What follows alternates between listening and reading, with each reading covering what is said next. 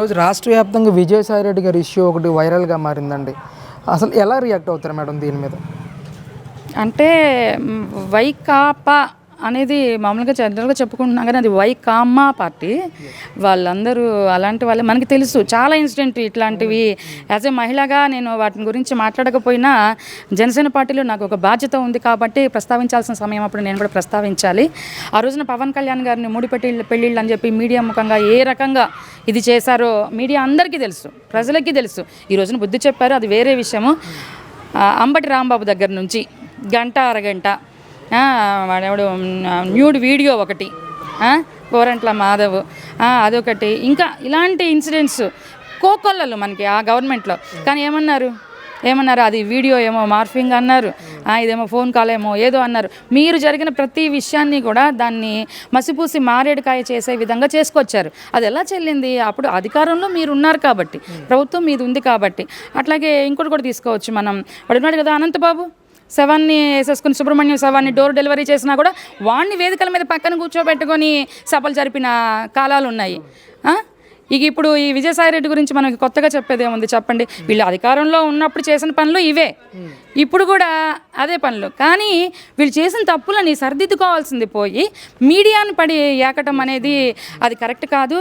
Media అనేది ఒక మహాశక్తి ఏ ప్రభుత్వానికైనా. దాన్ని అనుగుణంగా నడిచి మంచిని బయటికి చెప్పేలాగా, నిజాన్ని నిగ్గుదేల్చేలాగా మీడియాని వాడుకోవాలి. కానీ మా గురించి ఏదో వీళ్ళు చెప్పారని చెప్పి మీడియాని మీదకి దుర్భాషలాడితే అదొక మహాశక్తిలాగా వీళ్ళని ముంచేస్తుంది ఎప్పటికైనా. కానీ ఏంటి మేడం అసలు విజయసాయి రెడ్డి గారు ఇదే ప్రెస్ మీట్లో మాట్లాడుతూ మధ్యంతర ఎన్నికలు వస్తే వైసీపీ పార్టీ విజయాన్ని ఎవరు ఆపలేరు అని చెప్పేసి కూడా ఆయన మాట్లాడుతూ ఉన్నారు. ఏంటండి ఎలా చూస్తారు? మధ్యంతర ఎన్నికలు అసలు ఎందుకు వస్తాయండి? 164 గెలుచుకున్న ఒక కూటమి మధ్యంతర ఎన్నికలు ఎలా వస్తాయి అసలు? మీరు ఎందుకు ఆశిస్తున్నారు? సరే, మధ్యంతర ఎన్నికలు పక్కన పెడదాం. మీకు ఎన్ని సీట్లు వచ్చినాయి అండి? 2 వచ్చినాయి, అంతేనా? 11 సీట్లకి ఇప్పుడు ఎన్నికలు వచ్చినా కూడా మధ్యంతర ఎన్నికలు ఎప్పుడు వస్తాయి, ఎప్పుడు ఇచ్చేస్తారు, మీరు ఏ విధంగా గెలుస్తారు? మధ్యంతర ఎన్నికలు కాదండి, నెక్స్ట్ 5 years తర్వాత మాట్లాడుకుందాం మనం. ఎన్ని స్థానాల్లో మీరు గెలవబోతున్నారు? ఆ 11 అయినా వస్తాయా అసలు మీకు? మాకైతే నమ్మకం లేదు. మరి ఈసారి సింగిల్ డిజిట్కి పరిమితం అవుతుంది అని చెప్పి వైకాపా మాకైతే గట్టి నమ్మకం. ఎందుకంటే ప్రజలు ఈ ప్రభుత్వం చేసే మంచిని అంతా చూస్తున్నారు. రాబోయే రోజుల్లో ఎలా ఉంటుంది అనేది ఒక డిప్యూటీ సీఎం వచ్చి లబ్ధిదారుడికి పెన్షన్ ఇవ్వటం ఎక్కడైనా చూసారా ఇంతవరకు చరిత్రలో? జరిగిందా? లబ్ధిదారుని ఇంటికి వచ్చి ఇలాంటి మంచి చూసిన తర్వాత ప్రజలు ఇప్పటి వరకు ఏం కోల్పోయామనేది తెలుస్తుంది. ఒక సంక్షేమం ఒకటే కాదు కదా, అభివృద్ధి కావాలి. నిరుద్యోగం పేరుకుపోయింది, ఎక్కడ ప్రాజెక్టులు అక్కడ ఆగిపోయినాయి. రాజధాని కుంటుపడిపోవడం కాదు, పూర్తిగా నాశనం అయిపోయింది. పోలవరాన్ని ఇది చేసేశారు. ఏది మీది? పూర్తి మద్య నిషేధం చేసి నేను వచ్చి ఓట్లు అడుగుతానన్నావు. నేను చేసిన మంచి ప్రతి ఇంట్లో జరిగితే ఆలోచించి ఓటేయండి అన్నాడు. మరి ఎందుకు పడలేదు నీకు ఓట్లు? అని నువ్వు మంచి చేసావా? చేస్తే ఓట్లు పడేయే కదా నీకు. అంటే ప్రజలు ఎంతకన్నా ఉదాహరణ ఏం కావాలి మీకు? మిమ్మల్ని 11కి పరిమితం చేసి 150 నుంచి 5 ఎత్తేసి అటొకటి ఇటొకటి మిగిల్చారు. ఈరోజు ఓడిపోయిన తర్వాత వైసీపీ పార్టీ నుంచి మాజీ మంత్రి పేర్నాని గారు వరుస ప్రెస్ మీట్లు పెట్టి తీవ్రమైన ఆరోపణలు, విమర్శలు చేస్తూ ఉన్నారు. అధికార పక్షానికి సంబంధించిన నాయకుల మీద కానీ, తీసుకుంటున్న నిర్ణయాల మీద కానీ. ప్రధానంగా చూస్తే తల్లికి వందనం స్కీమ్ మీద, అలాగే 3 పార్టీల నాయకులు ముసుగు రాజకీయాలు చేస్తూ ఉన్నారు. ప్రతిపక్ష పార్టీల మీద దుమ్మెత్తిపోస్తూ ఉన్నారు, అలాగే దాడులు చేస్తూ ఉన్నారని చెప్పేసి ప్రధానంగా చేస్తున్న ఆరోపణ. దీన్ని ఎంతవరకు సమర్థిస్తారు? అసలు ప్రతిపక్ష పార్టీ ఏదండి మన రాష్ట్రంలో? ప్రతిపక్ష హోదా వైకాపాకు ఉందా? అనుకోకూడదు వాళ్ళు.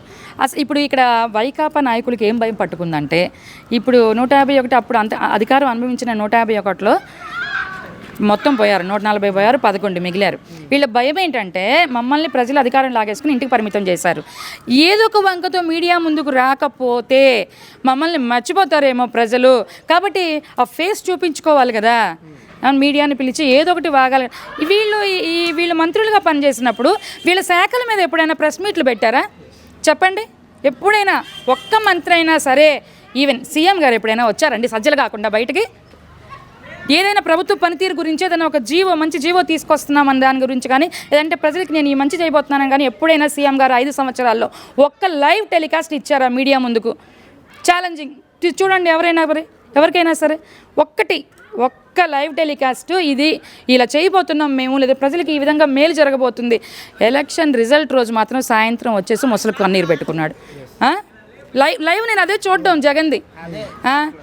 అక్క చెల్లెళ్ళు లైవ్ ఏమైపోయారు, ఈ వీళ్ళు ఏమైపోయారు, ఏంటది పెన్షన్దారులు ఏమైపోయారు, తాతలకి అవ్వలకి ఇచ్చాను పెన్షన్, వాళ్ళు ఏమైపోయారు, అంత మంచి చేశాను, ఇంత మంచి చేశానని నువ్వు చెప్పడం కాదు డబ్బా, నాకు తెలియాలి జరిగిన మంచి.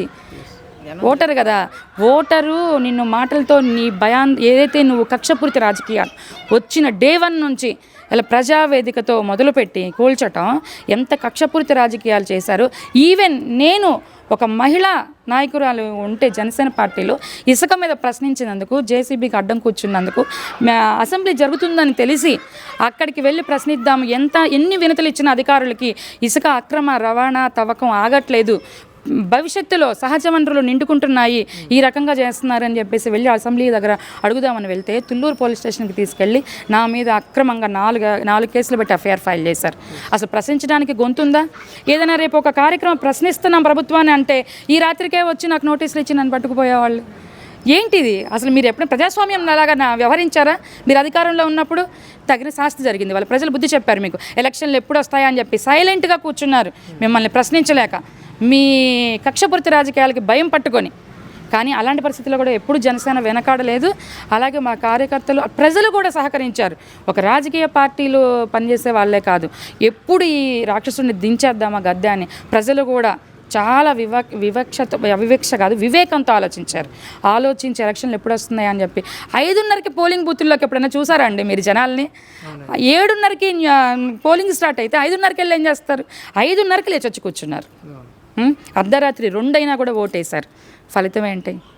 ప్రజలు గుండెల్లో స్థానం సంపాదించాలి, అంతేగాని లక్షల కోట్లు కూడా పెట్టుకోవటం కాదు. జగన్మోహన్ రెడ్డి గారు గుర్తుంచుకోండి, పర్యవసానం ఈ విధంగానే ఉంటుంది.